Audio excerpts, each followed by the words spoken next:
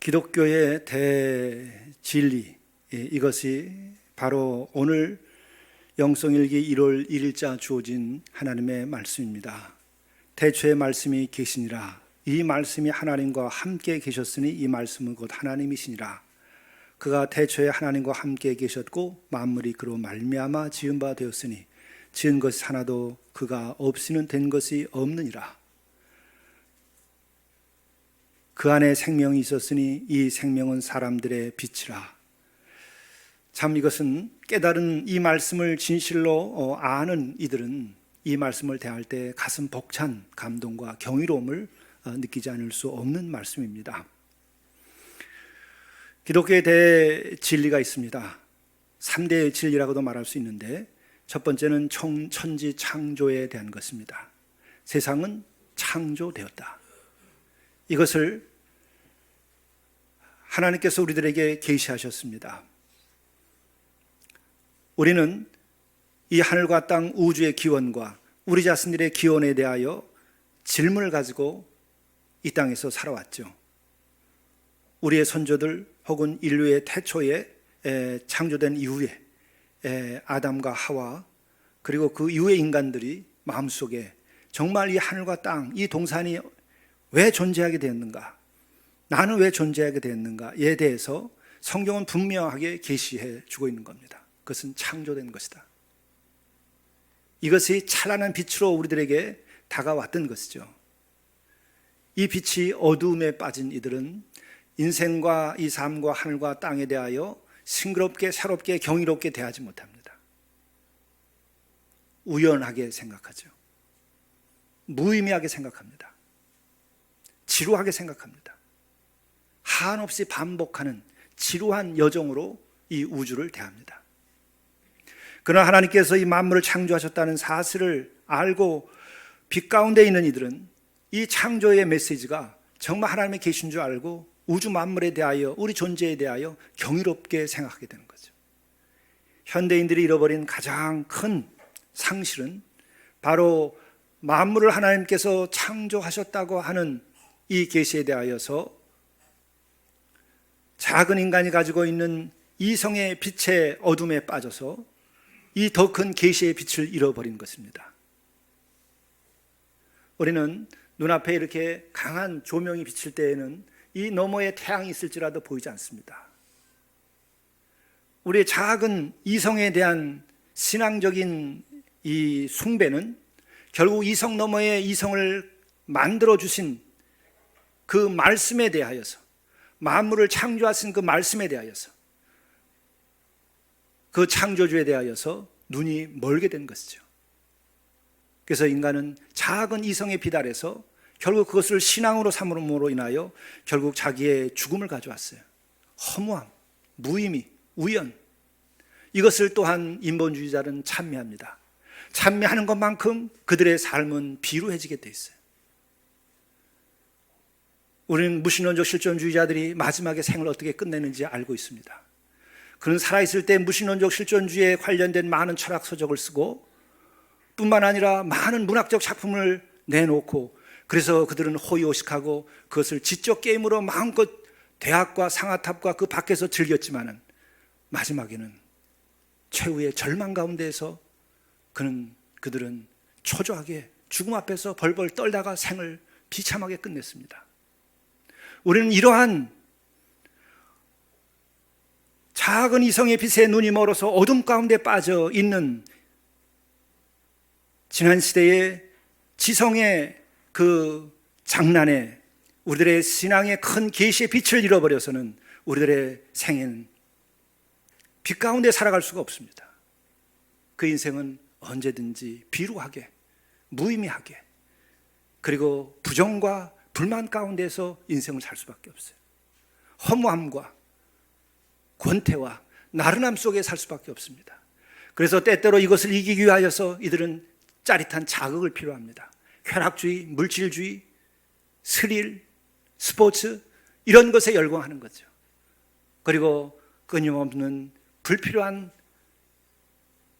논쟁과 그리고 사랑의 실천 없는 말잔치로 인생을 펼치다가 열매 없는 인생으로 끝내버립니다. 여러분, 무신론적 실존주의자들과 같은 인생을 살고 그의 영향을 받은 사람들이 정말 사랑을 실천해서 아름다운 가정을 만든 사람이 있는가 한번 보세요. 그에게 정말 사랑할 수 있는 진정한 친구가 있었나 한번 보세요. 그를 믿고 따르는 진정한 동료가 있었나 한번 보세요. 무신론자들과 그 실존주의자들이 어떻게 인생을 살았는지 보세요. 그 문학가들 담배 물고 허물을 말하다가 폐가 망가지고 비참한 인생으로 인생을 끝냈어요. 또 그들은 모든 규범과 윤리를 그들은 다 내팽개치고 결국 많은 여성과 남성을 탐닉하다가 결국 그 열정이 식은 다음에는 싸늘한 몸으로 시체로 인생을 마쳐버리고 말았어요. 그러나 그러한 이성의 빛을 받을 수 있는 훈련을 받고 교육을 받지 못한 사람일지라도 만물을 창조하신 하나님의 창조의 그 섭리에 따라서 해가 뜨면 하나님께서 주신 하늘을 바라다보며 기뻐하고 감사하고, 해가 질 때의 하루를 노동으로 살고 애를 쓰고 살았었던 자신의 삶에 대하여 하나님께 감사 기도를 올린 이들은 수없이 많은 자손들과 그리고 자녀들과 기쁘게 인생을 풍요롭게 살았어요. 비록 갖지 못한 노동자나 혹은 농민일지라도 우리는 잘못된 지식에 우리들의 양심과 우리의 눈을 빼앗겨서는 안 됩니다. 하나님의 그 선포를, 이 계시를 계시로 받아들일 수 있는 사람들이 복된 삶을 살아요. 인류가 가지고 있는 가장 큰 보화와 진리는 뭡니까? 만물은 하나님께서 지어서 주셨다는 거예요. 하나님의 창조의 그 위대함을 눈뜨고 볼 수 있어야 돼요. 인류에게 주신 하나님의 계시의 은총입니다. 창조되었다는 것 자체가 은총이에요. 현대 기독교인들은 이것조차도 잃어버리고 있고 흔들리고 있어요. 그러면서도 교회를 다닙니다. 진정으로 하나님께 가까이 있는 존재들이 아니에요. 무신론적인 신앙을 살고 있는 거예요. 안타까운 인생을 살아요. 이미 받고 받을 수 있는 은총이 넘고 넘쳤는데, 기쁘게 살 수 있는 기회가 있고 또 있었는데 다 지난 한 해도 그 전 한 해도 다 잃어버리고, 또 새로운 주어진 새 날에 대해서도 희망과 부푼 내일을 향하여 창조주 하나님께서 베푸실 은총을 기대하지 못해요. 창조적 신앙을, 창조의 신앙을 잃어버렸을 때 우리 가운데는 그런 이들이 한 분도 있어서는 안 돼요. 우리는 한 번 가는 인생이고 또 우리는 은총으로 주어진 인생이에요. 함부로 대할 수 없는 우리의 삶입니다. 하나님께서 귀하게 주신 이 삶을 정말 귀하게 여길 줄 알아야 돼요. 그 근본은 하나님께서 세상을 창조하셨다는 거예요. 우연히 단백질끼리 난자와 정자가 만나서 우연히 탄생된 존재가 아니란 말이에요. 그런 야트막한 생물학적인 인간 이해를 가지고 이 우주를 바라다보는 것은 얼마나 어리석은 일인지 이미 인간은 깨달았음에도 불구하고 아직도 그러한 잘못된 가르침 속에서 우리는 허우적거리는 이들이 있어요. 그 때를 벗어야 돼요. 그 거품에서 벗어나야 돼요. 그 기름에서 우리 몸이 빠져나가서 씻어야 돼요. 오염된 가르침. 새해는 여러분들이 정말 하나님께서 창조하신 이 세계 가운데서 하나님이 창조하는 새로운 세계에 여러분들이 참여할 꿈을 가지셔야 돼요. 태초에 말씀이 계셨는데 이 말씀이 하나님과 함께 계셨고 이 말씀으로 세상이 다 만들어졌다는 거예요. 그리고 두 번째 신비는 바로 삼위일체의 신비입니다. 이 만물을 창조하신 그 근원자는 오늘 말씀처럼 말씀이 계셨는데 그 말씀이 하나님과 함께 계셨고 또한 하나님이라고 그랬어요. 이게 무슨 뜻입니까? 하나님과 함께 있었다는 것은 뭐예요? 둘이라는 거예요. 함께 있었다는 거. 그러나 또한 하나님이라고 하는 거예요. 둘이 서로 독립되어 있으면서 또한 하나라는 뜻이에요. 우리들의 인간의 이성으로 보기엔 논리에는 논리의 모순 같지만 이것은 현대 물리학에서도 그것을 발견하고 있어요. 우리의 물질의 근원은 빛입니다. 빛은 입자이든지 파장해야 될 수밖에 없는 거예요. 인간의 이성의 논리로는. 빛이면서 파장일 수가 없어요. 그런데 실험을 해보면 빛은 파장이면서 동시에 입자예요. 어떻게 접근하면은 입자고 어떻게 접근하면 파장이에요. 어떻게 파장이면서 입자일 수 있나요? 모순이에요. 어떻게 할 거예요? 하나님 이렇게 만드셨기 때문에 인간은 그걸 받아들일 수밖에 없어요. 어떻게 둘이면서 하나냐? 하나이면서 어떻게 둘이냐? 그렇게 하나님께서 존재하시고 그렇게 만들었다는 거예요. 여러분의 몸무게가 55kg입니까? 내가 왜 55kg냐? 그렇게 만들어졌으면 어쩔 수 없는 거예요. 55kg 사는 거지. 내 키가 165입니까? 165, 왜 165냐? 그렇게 지음 받았으면 165로 사는 거지. 그게 뭐 어떻다는 거예요. 우리는 하나님께서 만물을 그렇게 지으셨고 또한 그렇게 존재한다는 거예요. 우리가 개입할 수 없는 초월적인 영역이에요. 이 삼위일체의 이 신비, 이 계시를 우리가 알아야 돼요.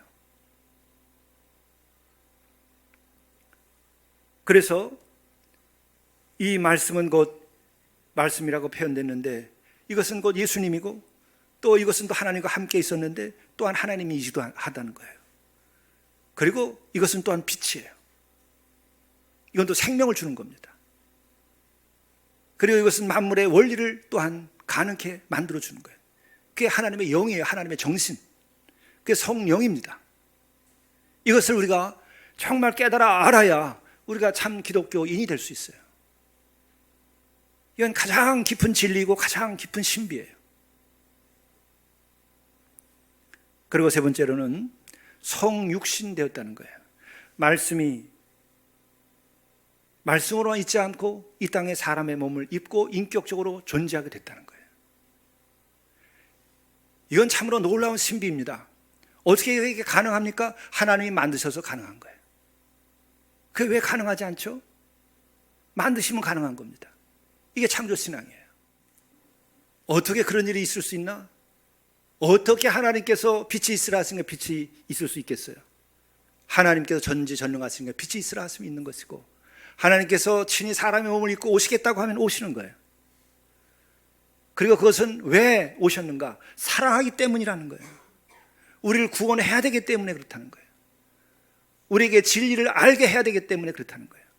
하나님의 나라와 그의 의를 이루고 또 인간들에게 영원한 나라를 주어야 하기 때문에 할 수 없어서 인간들이 어둠 가운데 있고 죄악 가운데 있고 스스로 싸우고 평화를 이루지 못하니까 친히 오셔서 길이 뭔지 알려주시고 우리를 구원해야 되겠다고 해서 오셨다는 거예요. 왜 여기 시비를 걸죠? 그는 어둠 가운데 있기 때문에 그런 거예요. 못 믿으면 할 수 없어요. 삶과 죽음은 스스로 선택하는 겁니다. 마지막에는 주는 은혜도 받기 싫으면 받을 수 없는 거예요. 주님 앞에서도 배반하고 인생을 끝낸 유다가 있어요. 예수께서 마지막에 십자가에 달려 돌아갈 때 좌측과 우측에 있는 십자가에 달린 강도들이 있었어요. 자신의 선택의 한 강도는 그리스도를 영접함으로써 그는 그리스도와 함께 낙원에 있게 됐고, 한 사람은 저주를 하고 예수 곁에서 그는 죽음을 택했어요. 인간에게는 오른쪽 사람이 될 거냐 왼쪽 사람이 될 거냐, 우리의 선택의 문제만 남아있는 거예요. 그는 우리들의 자유고 여러분의 자유입니다. 하나님께서 우리를 은혜로서 우리에게 자유의지를 줬기 때문에 죄를 지을 수 있는 자유도 있었고 동시에 구원받을 수 있는 자유도 지금 주어진 거예요. 우리가 천국의 기쁨을 누리고 살 수 있는 자유도 주어졌고 저주의 삶을 살 수 있는 자유도 주어졌어요. 이 새해에 우리는 어떠한 선택을 하고 살아갈 것인가?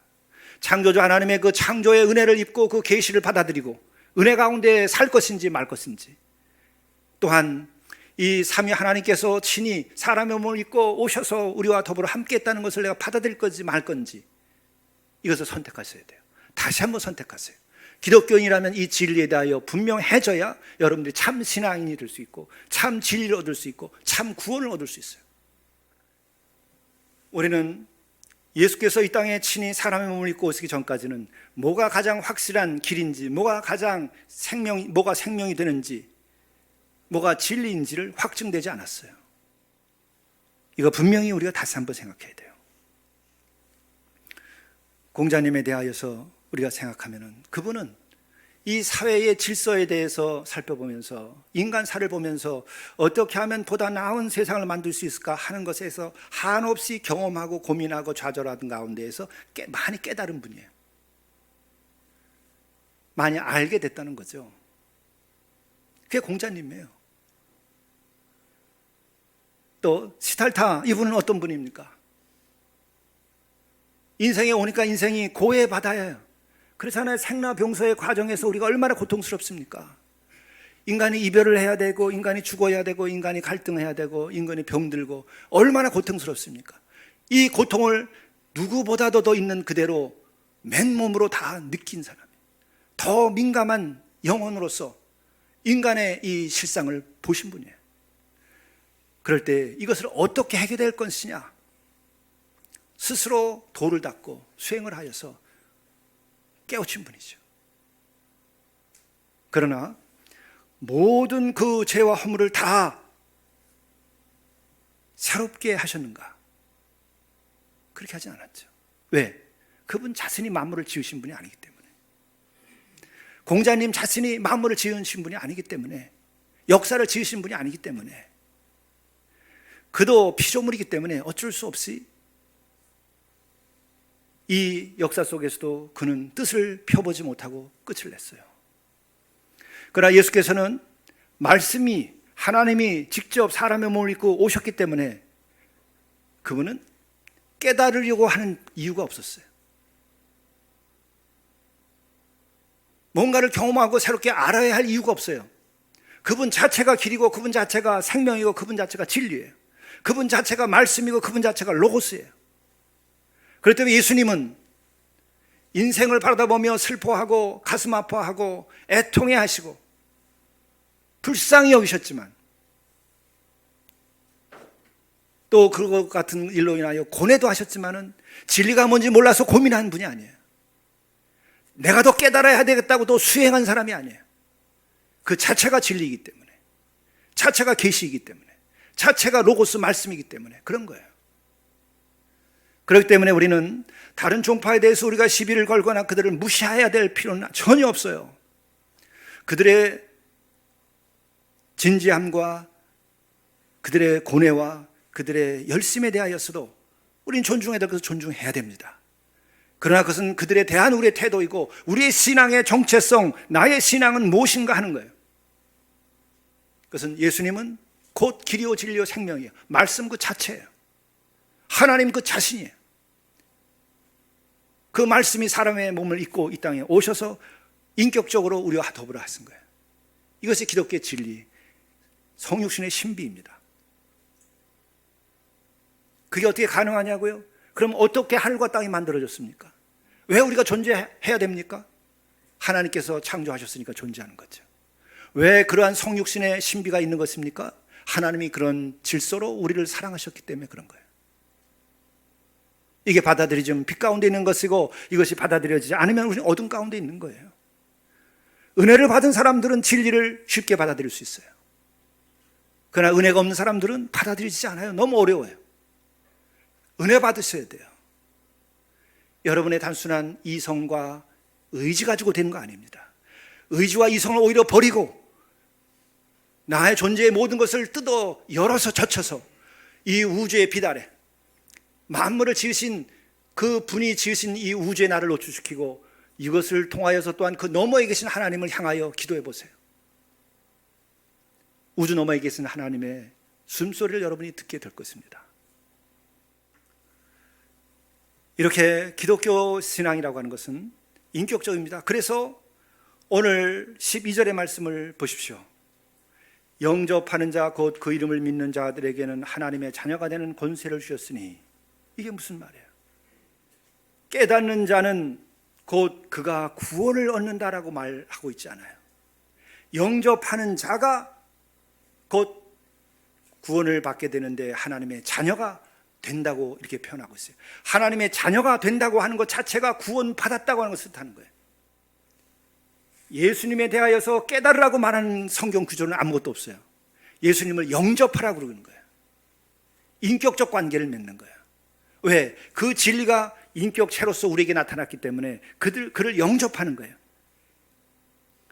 이 영접하다 람바노라고 하는 것은 억셉트하다, 받아들이다 하고 리시브하다는 말과 같은 거예요.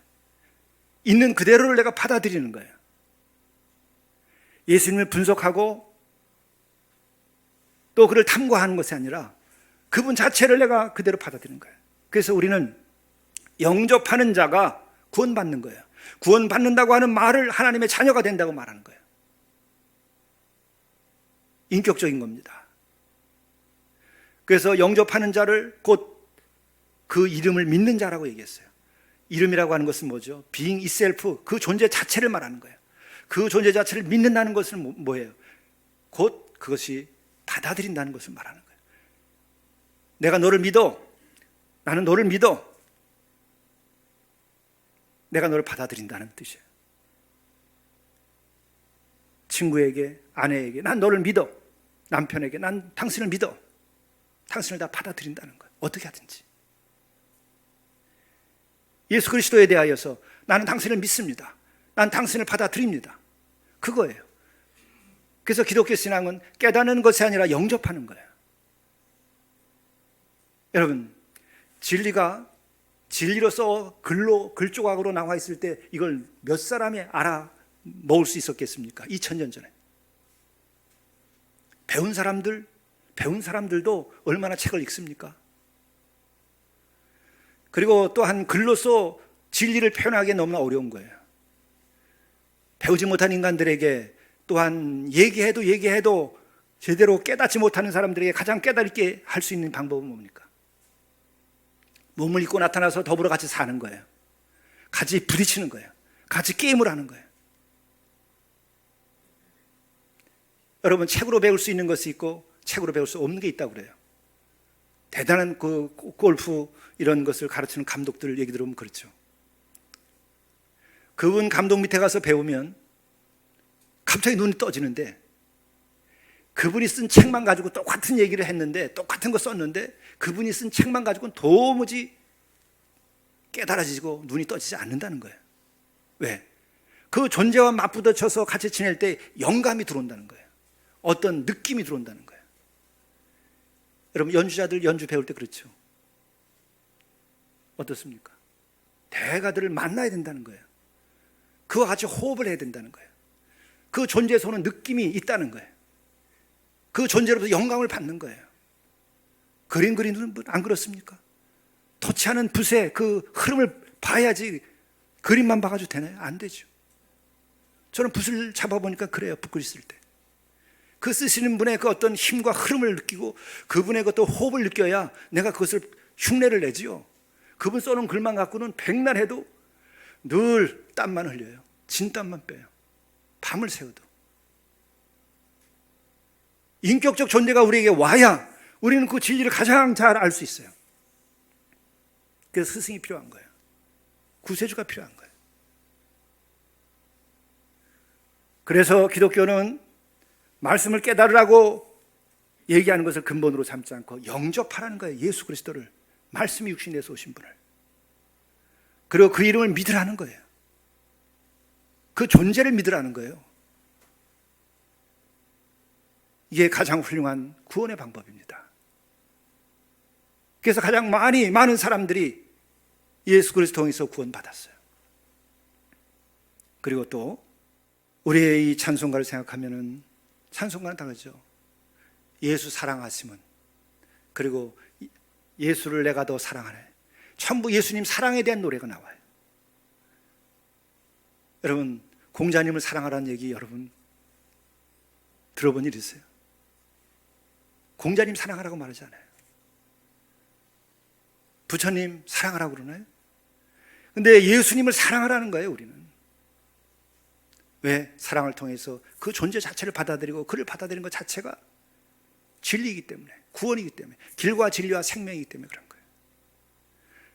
더 부연하자면 그분이 우리에게 길을 내신 분이고 그분은 진리를 진리로 만드신 분이고 빛을 빛으로 만드신 빛이에요. 그게 말씀이라는 거예요. 로고스. 우리가 이와 같은 분을 올해에 마음으로 영접하고 우리가 살아간다고 한다면 우리의 인생은 달라져요. 더 이상 허무하지 않습니다. 더 이상 세상의 노예가 되지 않습니다. 더 이상 우리가 비루한 인생 살지 않습니다.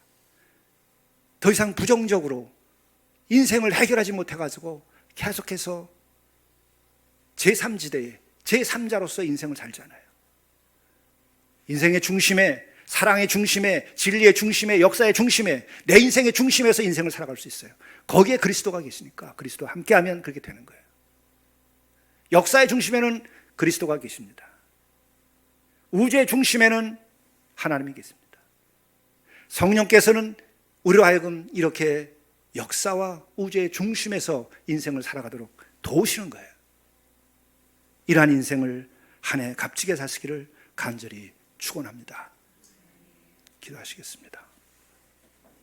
말씀이 육신이 되어 우리에게 오시고 또한 육신의 삶을 통하여서 우리에게 진리를 확증시켜 주시고 뿐만 아니라 그 육신을 희생의 제물로 바침으로써 우리의 모든 죄가 씻겨지는 이 놀라운 구원의 섭리와 역사하심에 저희들이 진정으로 감동과 감화를 받고 아멘으로 받아들여서 우리가 더 이상은 어둠 가운데 살지 아니하고 오직 길과 진리 가운데에서 빛 가운데 살도록 인도하여 주시고 우리가 이 세상에서 은혜와 진리가 없는 객체로서에 살지 않고 은혜와 진리의 주체로 살게 하시고 우리의 인생에서 항상 영광과 기쁨이 있도록 인도해 주시옵소서. 한 해 하루하루 순간순간을 주께서 우리와 함께 해줄 것을 믿사오며 우리 구주 예수 그리스도의 이름으로 간절히 기도드리옵나이다. 아멘.